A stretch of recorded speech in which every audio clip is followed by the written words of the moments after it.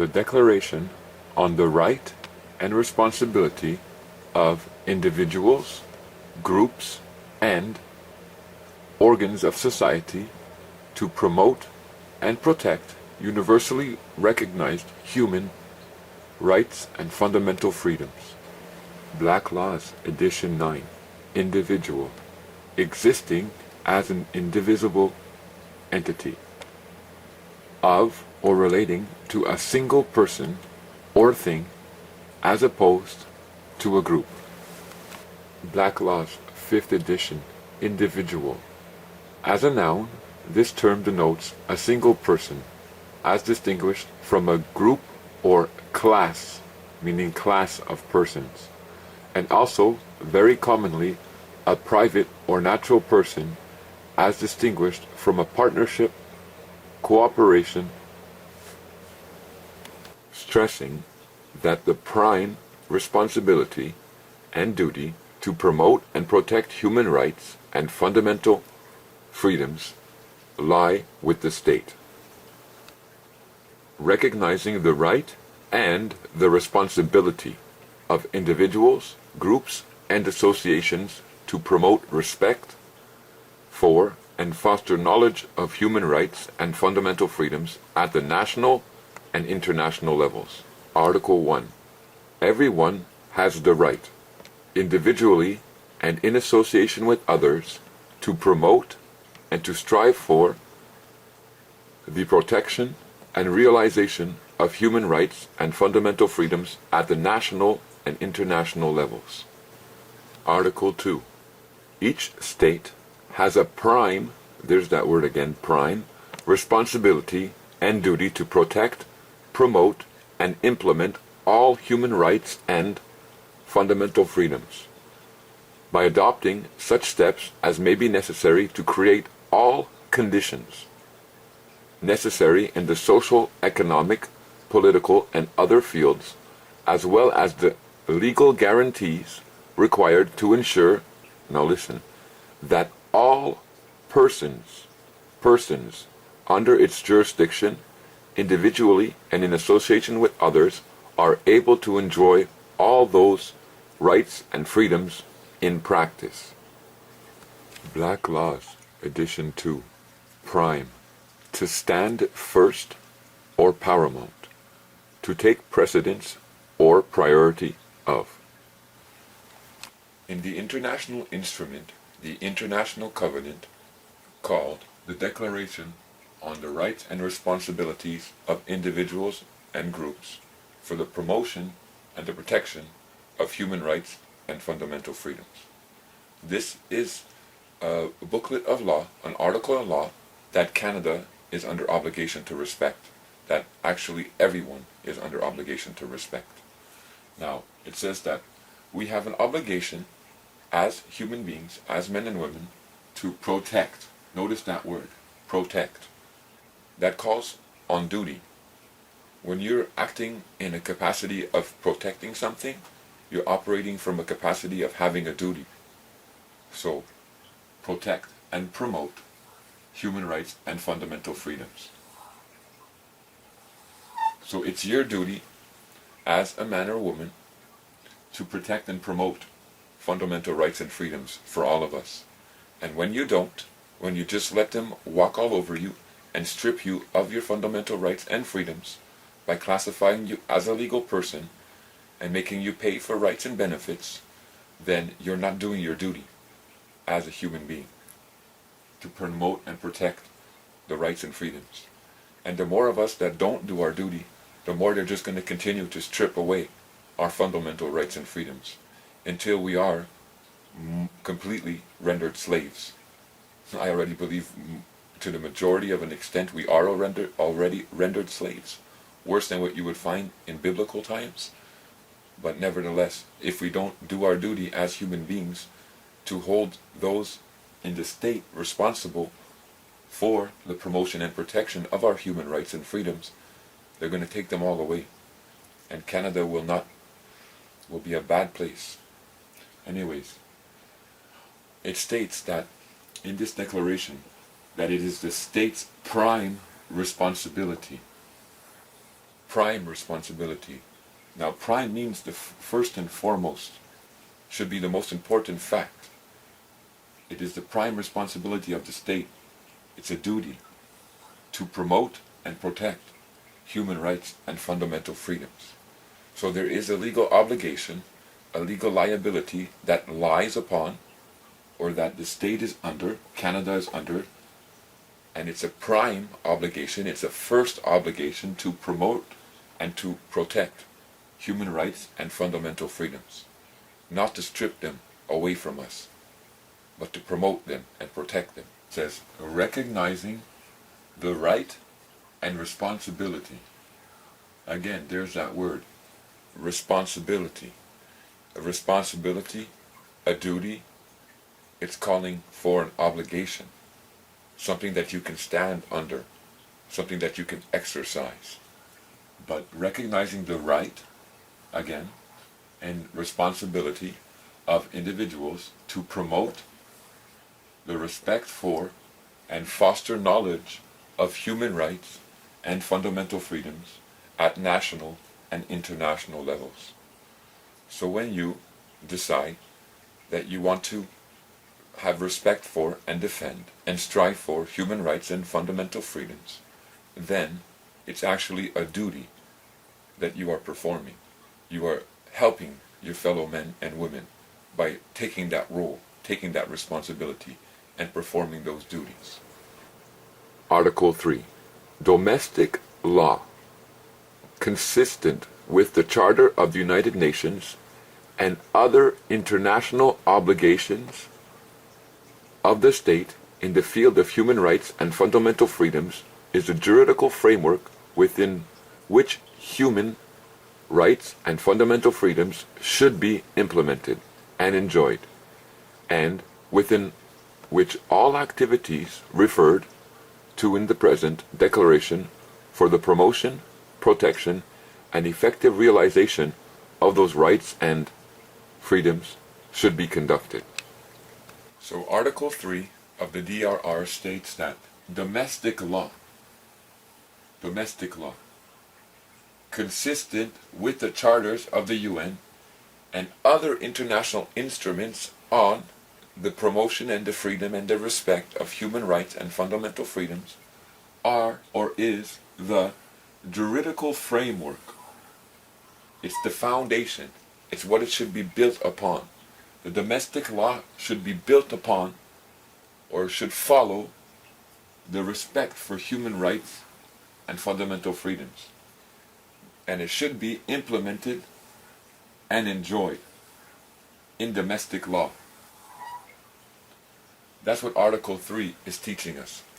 However, in domestic law, we find that instead of implementing the human rights and fundamental freedoms, they've stripped us of our fundamental rights and freedoms and classified us as legal persons with certain rights and freedoms who must pay for other rights and freedoms. And all of those rights and freedoms have nothing to do with our fundamental rights and freedoms as human beings.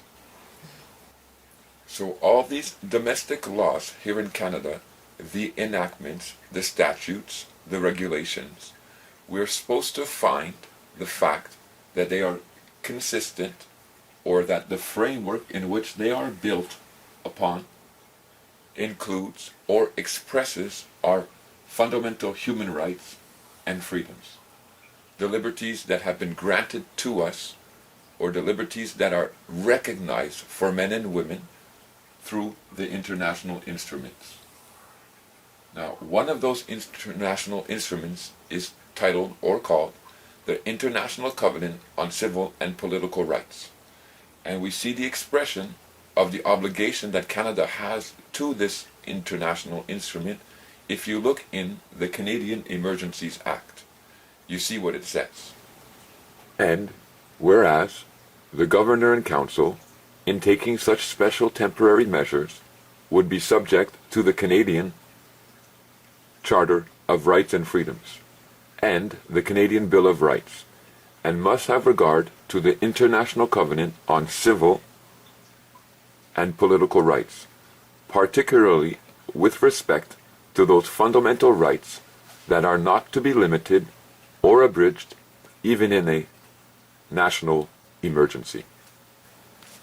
So as you saw, in the Emergencies Act, which is a federal act of Canada, it states that Canada must respect the rights and freedoms that are declared in the International Covenant on Civil and Political Rights, even in a time of emergency. They can't strip you of those fundamental rights and freedoms. Now, what about a time when we're not in emergency? Our rights and freedoms, then, that come through the International Covenants of Civil and Political Rights, the common law rights and freedoms that men have decided through the generations that we should be afforded and respected, it creates an obligation and a liability then upon Canada as a member party in emergency times or not in emergency times to respect the fundamental rights and freedoms that are recognized therein. The International Covenant on Civil and Political Rights, Article 16. Everyone shall have the right, no obligation, to recognition everywhere as a person before the law. The Universal Declaration of Human Rights and Freedoms, Article 6. Everyone has the right to recognition everywhere as a person before the law. In the International Covenant on Civil, Political Rights, you find that in Article 16, everyone has a right to recognition everywhere as a person before the law. Now, this is an article of law that Canada, the state, is under obligation to follow and abide by. It creates a liability on Canada, and therefore it creates a liability on all those in de facto positions in Canada who are ruling in de facto authority. That everyone has a right, and that right that they have is they can enter into recognition as a juridical personality. But it does not say that everyone has an obligation and everyone must take recognition. Therefore, if everyone refuses or does not want to exercise that right that they've been given, it is their choice. That is an expression of the will of man. The human being, the man, has no obligation, but can, if they so choose, to take the designation or title person in law. If there was not an option, if there was not a choice, then we would definitely be held in ultimate slavery. However, there is an option. Everyone has the right. That is an option presented to mankind. You can take the designation, title, or recognition of juridical personality, but there is no obligation upon you. Now, there are those who want to say that you have no right, that we will force you to be recognized as a juridical personality. That is bondage. That is servitude. No one has the right to place anyone in servitude and hold them in servitude. That's the expression of the obligation and liability that Canada is under as a signatory to that covenant. That they have to permit you as an individual, standing alone as a man, a human being, or a woman, they have to permit you the right. Do you take recognition as a legal person, as a juridical personality, whether natural or not natural, artificial? Or do you stand with all your fundamental rights and freedoms as a man, a human being? That is a liability. And when you understand that, that is a liability on the state. It is one of the keys that you put into the locks in order to open up your freedom. Canada, the Financial Administration Act, Article 19.1. The Governor and Council may, on the recommendation of the Treasury Board, by regulation, prescribe the fees or charges to be paid for a right or privilege conferred by or on behalf of Her Majesty in the right of Canada by means of a license, permit, or other authorization by persons or classes of persons on whom the right or privilege is conferred, or b. authorize the appropriate minister to prescribe by order those fees or charges subject to such terms and conditions as may be specified by the Governor in Council. As you saw in the Financial Administration Act, Article 19.1, it talks about the fact that we are charged as persons for rights and privileges or benefits that we are granted by the de facto power. We are charged an amount of money, and then we are given a license or a permit or another authorization to exercise these benefits or these privileges. Now what's going on is the human being who has all his fundamental rights and freedoms and guarantees, as indicated in those covenants, is stripped of through a fundamental principle of justice, that's what they titled it, of all his rights and freedoms when he enters into recognition as a person. He's stripped of those human rights and freedoms. And now his rights and freedoms as a person is granted to him or conferred upon him through ministers that make the person pay for rights, benefits, and privileges through permit, a license, or other means. And that is on persons or classes of persons. So everyone, when he takes recognition as a person before the law, he then or she then has to pay for rights, benefits, and privileges in law. And this goes on with the fact of a person must pursue after a living, while a human being in the international instruments is supposed to be enjoying a living. Because as a human being standing with the fundamental rights and freedoms, the guarantees that are in these international covenants, food, clothing, housing, and the like, are yours to be expressed. And the state party, Canada, has an obligation to fulfill those for you personally when you begin to contact them, because there's a liability there. However, when they render you and strip you of your rights and freedoms through rendering you the person, then that liability, that guarantee is not anymore there. And you are now functioning from a deficient point of view, because now you are paying for rights and privileges and having to pursue after a living, instead of having them expressed for you. And that's the twisting that they've done here in the law against us as human beings. Now, the Declaration of Rights and Responsibilities of Individuals to Protect and Promote Human Rights and Freedoms. This is, when we see these things, this is disgusting what's going on here. When you understand, it's a form of slavery and bondage and servitude. The Criminal Code of Canada, Preamble, Definition Section, Municipality.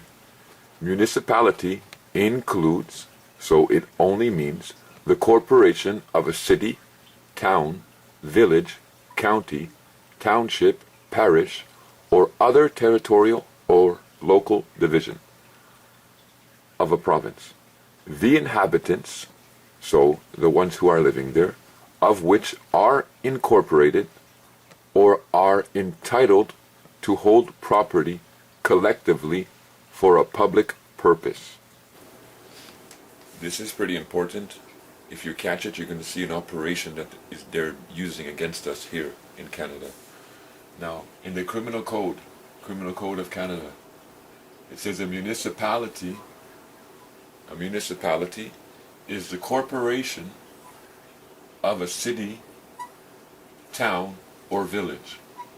So we all live in a municipality, according to the criminal code, and a municipality is a corporation.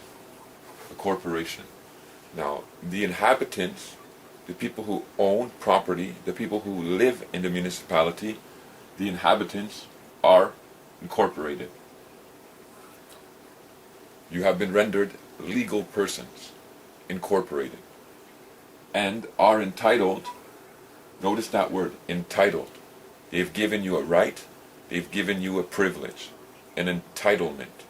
Now remember, we pay for our rights and privileges as legal persons, but we are entitled to hold property. Notice that word does not say to own property, but to hold property collectively for a public purpose. So, in a municipality, a human being who is being forced or who has taken recognition as a legal person is considered incorporated with the municipality and is entitled, has an entitlement that it's paying for to the municipality to hold property collectively for a public purpose. Now, if you own a home in a municipality, you pay a tax bill. They send it to you. If you do not pay that tax bill, after 3 years, they will legally remove your person from its own property.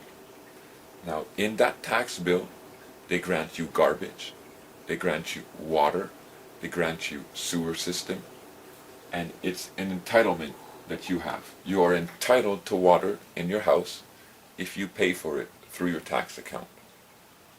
You are entitled to these things if you pay for it.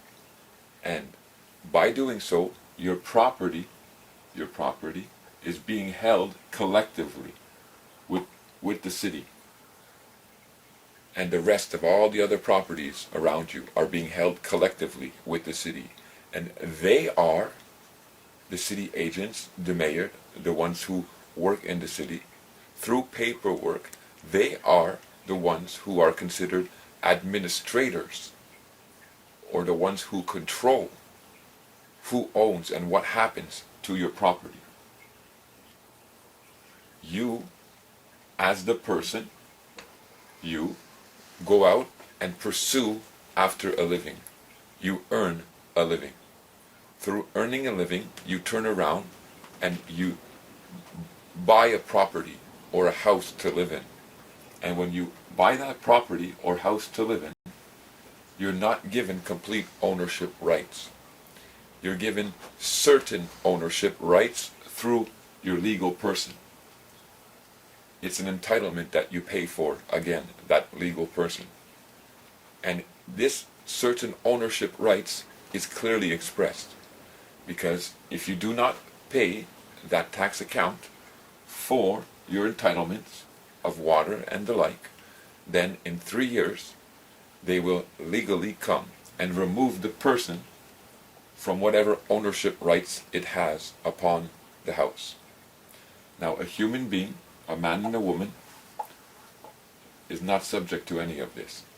But nevertheless, we see the operation of law, that when the human being, the man or woman, takes recognition as the legal person, what is happening to it? It is being stripped of fundamental rights and freedoms, such as the right to water. If you and I don't have water, we'll die. Shut off all the taps around the municipality tonight, because we all refuse to pay for this bill, for this right, because we understand that water is free and we shouldn't have to pay $160 million a day on interest on artificial money that's been created through keyboard strokes of a computer, and not have the right to water. So we will not pay, and they will close all the taps, and we will die. Is that what will happen? I don't think so. But nevertheless, our water that we get to drink, that produces life in us and for us, is an entitlement that we must now pay for. And some will say when they see this video, well, you know, there's an infrastructure system. I agree, there is an infrastructure system. And paying $160 million a day for artificial money to international bankers, there's nothing to complain about. Criminal Code of Canada, definition section. Property includes real and personal property of every description, and deeds and instruments relating to or evidencing the title or right to property. Again, in the Criminal Code, it states that property is real and personal property, such as deeds and instruments, and these deeds and instruments are evidencing the title or right. Look at that word, right, for the property. Now that right is conferred or given to the person by paying for it and getting a permit or authorization. That's how you get the right. Criminal Code of Canada, definition section. Public stores. Public stores includes any personal property that is under the care, supervision, administration, or control of a public department, or of any person in the service of a public department. Criminal Code of Canada, definition section. Public stores. Public stores. Now I'm not talking about Maxi, and I'm not talking about Super C, but notice the terminology, the definition that they placed in the Criminal Code of Canada when it was written. They called this public stores. Includes, so it only means any personal property that is under care, supervision, administration, or control of a public department.